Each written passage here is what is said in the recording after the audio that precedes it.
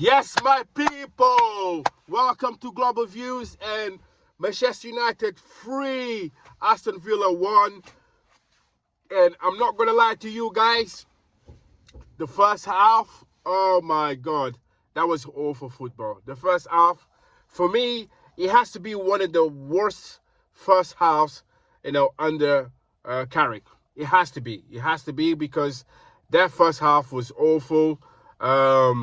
The players, they couldn't be bothered in the first half. There's no intensity, um, no drive whatsoever. Really slow tempo. The game was so slow. Like both teams, Aston Villa first half they played shit as well, and this is why I was disappointed with our performance because that was the opportunity for us to get 2-3 goals in the first half and kill the game. Do you know what I mean? But we didn't do that. Obviously, we didn't. The performance was awful the first half. No conviction, nothing whatsoever. The players, they look like they just come back from 2 weeks from holiday from the Bahamas, and they was just there just chilling. They couldn't be bothered at all.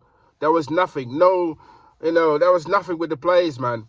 And even considering that we didn't play for a week and a half, we should be coming to this game strong, with a fast pace. But we didn't. We slow tempo. That was so boring the first half that in my head I'm thinking like, all Aston Villa need to do is to switch up a little bit and they will win. They will win this game because we can't be bothered.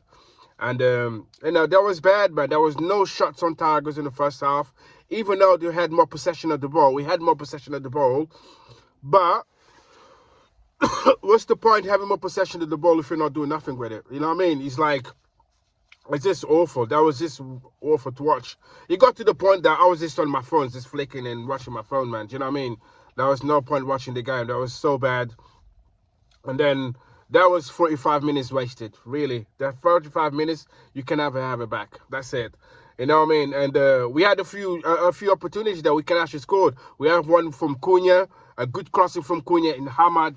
Didn't go down time. We missed that one. And we had a good one from Dallo. And Dallo's just, I don't know what happened. He just kicked the ball and man, it was just awful. Do you know what I mean?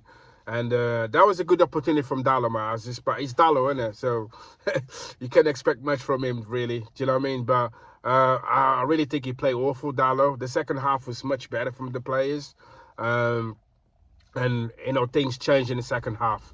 And it needed to be changed because, the first half was awful. And the second half, as soon as they start the game, I could just see the tempo was different. You could see the players was going much faster. You could see Bruno with the ball, carrying the ball, going a bit faster. The players are walking faster as well. I could just see, okay, I think now we're going to have a game. And that was it. And then as soon as Casemiro scored, I had it. And that was it, man. I was just like, okay, now we are playing football. And, Casemiro, man, put some respect on his name, man. And my thing with Casemiro is just one of those things that you don't appreciate what you have until it's gone. It's really one of those. I know a lot of people that still, a lot of people appreciate what he does for the club, which like I do. But a lot of people are still talking shit about Casemiro because he's still old. How many goals he scored? How many headers did he have play with us? Like, it's ridiculous, because for me, experience is always the main thing, because if you got the experience, he's, even though there's a bit older, but he's got so much experience, he knows exactly where to be. Every time there's a cross or something, or is a corner, he knows where to be. That's why he scored a lot of goals. Even if he doesn't score, he nearly scores, okay? Even the last game with Newcastle, he missed a few times as well. You could have scored it. Do you know what I mean? It's like, he's so experienced that he knows. He's like Ronaldo. Ronaldo, 40 years old, he's still begging goals because it's not because he's working hard. It's because he knows he's clever. He knows where to position it and, to get the final shot. You know what I mean?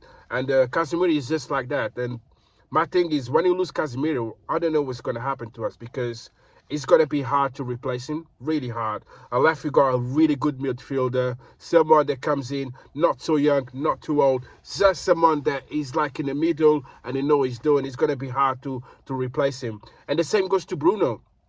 Last game against Newcastle when we lost, a lot of people just bashing Bruno, man. A lot of people having to go with Bruno, but people don't realize without Bruno, we shit, like literally shit. The amount of contribution that guy, the assist that guy does is ridiculous. He just got another assist, for Cunha. You know what I mean? And Cunha just scored a magnificent goal. And, it's just one of those things, man, but I don't know what's going to happen when you lose Bruno or Casemiro. I really don't know, but I just hope that we as a club have enough money to replace them with good players, because things can really change next season if we don't. So we need a good transfer window in the summer.